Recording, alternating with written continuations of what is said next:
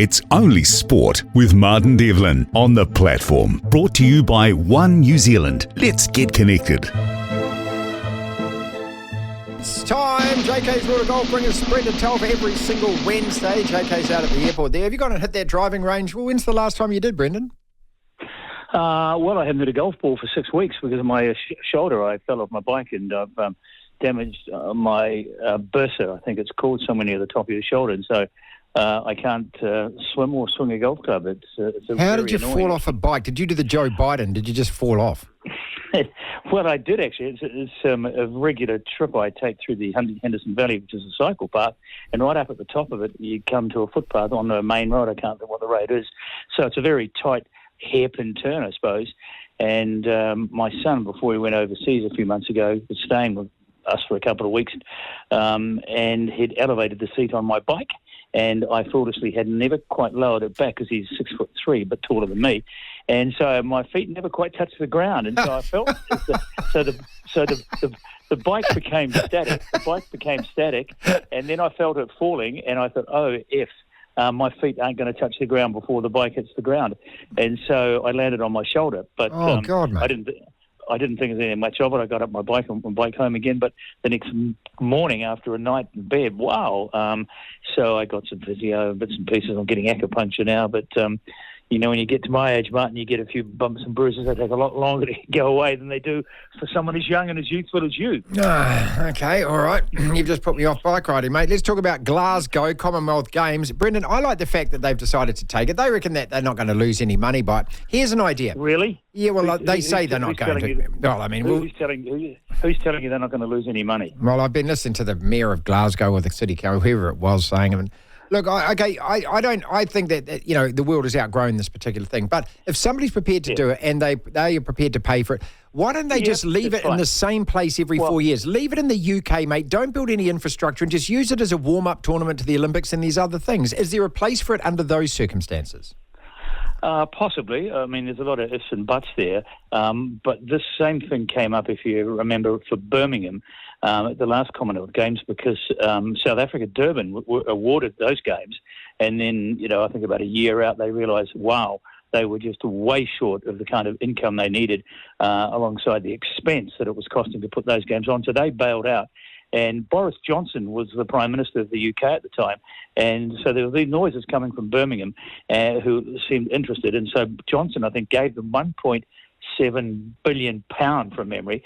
And they thought, well, that's basically going to cover these games. They'll make them sort of kind of thrifty, cut down a bit on this sort of extravagant stuff, make them more basic, don't need a lot of new flash stadiums. Yeah, we can probably get by on somewhere around $1.7 billion. Well, they were hundreds of millions of dollars short. And so even with that generous gift from the government, Birmingham still ran at a big loss. And I think the same thing will happen here, that the British government, I guess, will have to kick in the major amount of money. And yes, Glasgow will raise some, and that's what I guess they're saying. They're not going to lose any money. But I'd be looking back at that Birmingham example, which if it hadn't been for Boris Johnson's contribution, they would have lost best part of $2 billion. I mean, it's a 9-day sporting event for a starter. It's only about half the length of the Olympic Games, and it's got nowhere near the television audience, and hence nowhere near the television revenue. It's just a fact of life. I was at these World pool championships in Hamilton last week, and this is the new kind of model for sport, getting your income not from television but from online. And the Chinese are right into pool and billiards and all these kind of table games now, cue games, and they were getting hundreds of thousands of people watching this championship coming out of Hamilton online. I don't think it appeared on television here. No, it didn't. No. Other than the odd snippet might have been on the news. But hundreds of thousands of people in different places in China were watching this thing. And the organizer, the head of the World Pool Association, was saying, this is amazing. So I just can't get my head around these numbers watching on their telephones. They'll be gambling, mate. They'll be gambling it. And gambling, yeah, absolutely. And so, that's where the money is. But the Commonwealth Games, They don't go into those big markets. They go into Britain, okay, yeah, that's sure, and Australia. Is Australia a big television market for 20 million people? Not really. Not really. I mean, no. And so that's where it suffers from. It cannot bring in still the got India. revenue. They just got to make sports that India can win gold medals at, mate. But in India, first of all, the majority of the population live a basic subsistence kind of level lifestyle. They haven't got any money. Yes, there's a growing middle class in India in the big cities, but are they interested in a lot of those Commonwealth Games sports? I remember doing the athletics in Malaysia in 1998-something. 98, and they built a brand new stadium, but it was never full because Malaysians just started into athletics. So you've got to have the sports that people want to go to and watch, and I don't think the Commonwealth sports cut it anymore, basically apart from the swimming and athletics. And then you have the problem where the top competitors, and particularly in track and field from Commonwealth countries, don't go to the Commonwealth Games because there's no money. Yeah.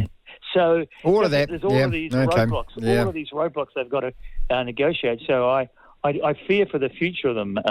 The idea that you've had of having them in one place has some merit.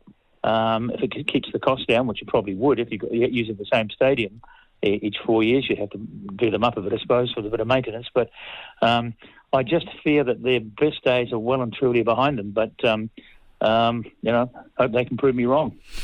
I love this story, and I know that you'll love it too. So the LIV Golf Tour and the PGA, they're still squabbling. They had talks in New York last week, and apparently several of the PGA players, unnamed, are demanding that for the LIV Golf players to be welcomed back with open arms, they've got to hand back the money that they were given.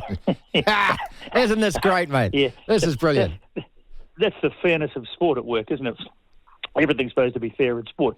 Well, I did a quick tally, and I can account for about close to $2 billion that LIV have forked out in signing on fees for the top 12 or 13 names. Must be more than that because DeChambeau got close to $1 billion himself, mate.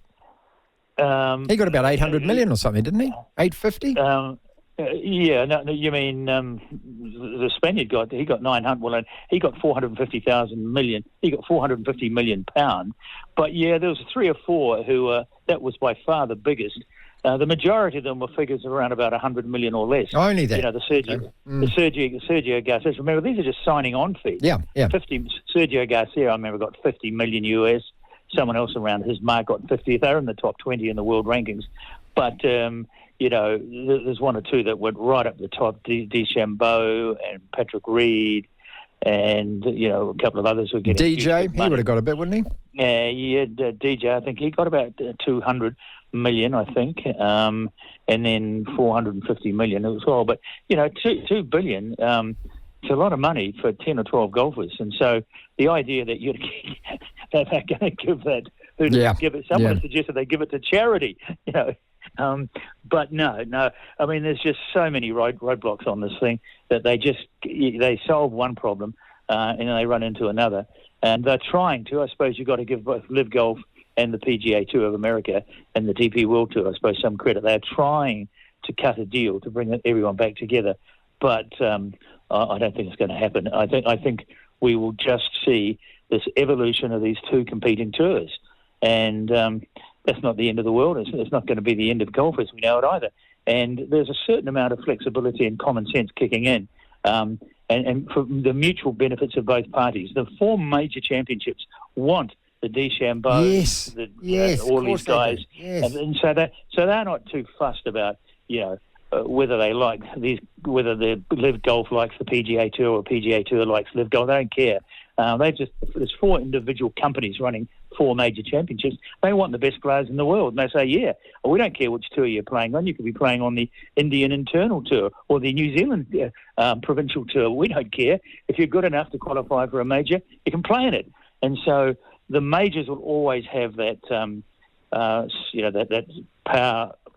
Brendan, do they have the ability? So, does the British Open and the Masters and the US Open, do they have the ability to invite who they want? It's not about ranking points. It's Only Sport with Martin Devlin on the platform. Brought to you by One New Zealand. Let's get connected.